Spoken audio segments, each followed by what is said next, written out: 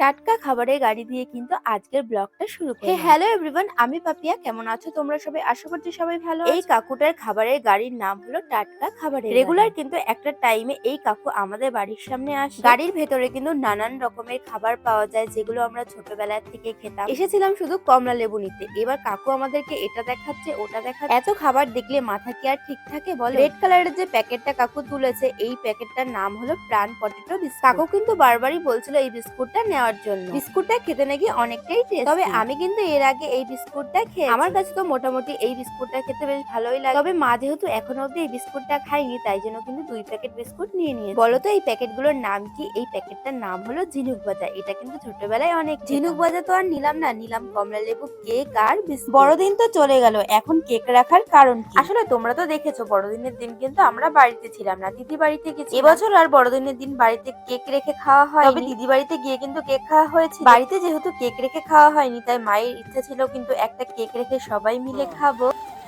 দেখো তোমাকে একটা সারপ্রাইজ দেবো আমি। কি সারপ্রাইজ এনেছো বাবা? আগে মার হাতে দাও, মা ওপেন করবে। হাতটা মোছো ভালো করে। দেখো দেখো বাবা মাকে আজকে একটা সারপ্রাইজ দেবে। কি এনেছে দেখো তোমার জন্য। কি সারপ্রাইজ? সারপ্রাইজ নিয়ে এসেছে।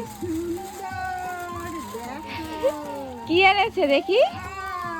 কি এটা?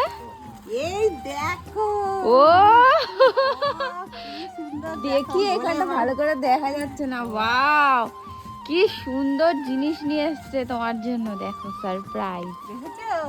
বেস্ট গিফট, তাই না মা? হ্যাঁ, yes. বেস্ট গিফট এনেছে তোমার জন্য। বাবাকে কিছু বলো। Thank you, thank you. হ্যাঁ, খুব সুন্দর আছে না? হ্যাঁ খুব সুন্দর হয়েছে, দারুণ। দেখো, কি এনেছে দেখো? ভালো লাগছে? কে বলো তো? কে বলো তো? বলে বাবা। Best gift. মার দেখো হাসিটা দেখলে বুঝতে পারবে মার কতটা পছন্দ হয়েছে। তোমার সাথে সাথে কিন্তু আমাদের সবারই পছন্দ হয়েছে। তোমাকে দেখাতে নিয়ে এসেছে। দেখো কে কত এসেছে আমার সুন্দর। বাবার মাথায়। কি করছে? মাথাটা ঠান্ডা করে দাও। বলে না মাথাটা ঠান্ডা করে দাও। ঠান্ডাই আছে, কিন্তু একটু সঙ্গে থাকতে হবে। বাবার কারখানা, এটা হচ্ছে কি ওর কারখানা, কাজের তাই ঘর। কারখানায় আগে ঢুকেছে বলে বাবা, হ্যাঁ, আগে ঢুকলো, এবার আসল ঘরে যাবে।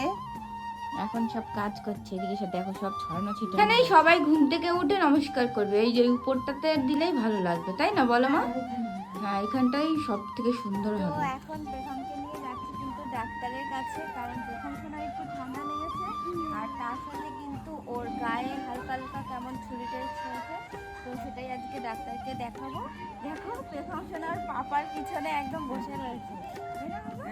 এখন আমরা ভুগাড়ি করে যাবো, কিন্তু এরকম করে ওকে নেবো না, ওকে ভালো করে ব্ল্যাঙ্কেট দিয়ে পেঁচিয়ে তারপরে টাটা করে দাও, টাটা করে দাও। আমরা কিন্তু ডক্টরের চেম্বারে চলে এসেছি। বাড়ির থেকে যখন বেরিয়েছি তখন ভেবেছি আমাদের হয়তো লেট হয়ে গেছে। এসে দেখি কিন্তু ডক্টরই লেট করে এসেছে। এসে টোকেনটা নেওয়ার পরে আমাদের কিন্তু নাম্বার ছিল 11, সবে কিন্তু 1 নম্বর ভিতরে গেছে, তাই আমাদের কিন্তু এখন অনেকটাই ওয়েট করতে হবে। যদি আমরা ডক্টরের টাইম অনুযায়ী আসতাম তাহলে কিন্তু আমাদের আরো অনেকক্ষণ বসতে হতো। পেখম সোনার তো বসে থেকে থেকে আর ভালো লাগছে না, তাই জন্য কিন্তু পাপার কোলে উঠে এখন একটু ঘোরাঘুরি করছে। এসেছিলাম তো বিকেল বেলায়, ডক্টর দেখিয়ে যেতে যেতে হয়তো আমাদের রাত হয়ে যেত। ডক্টর পেখম সোনাকে দেখে কি বললো সেটা কিন্তু তোমাদেরকে নেক্সট ব্লগে শেয়ার করবো। চলো সবাইকে টাটা, সবাই ভালো থেকো, সুস্থ থেকো।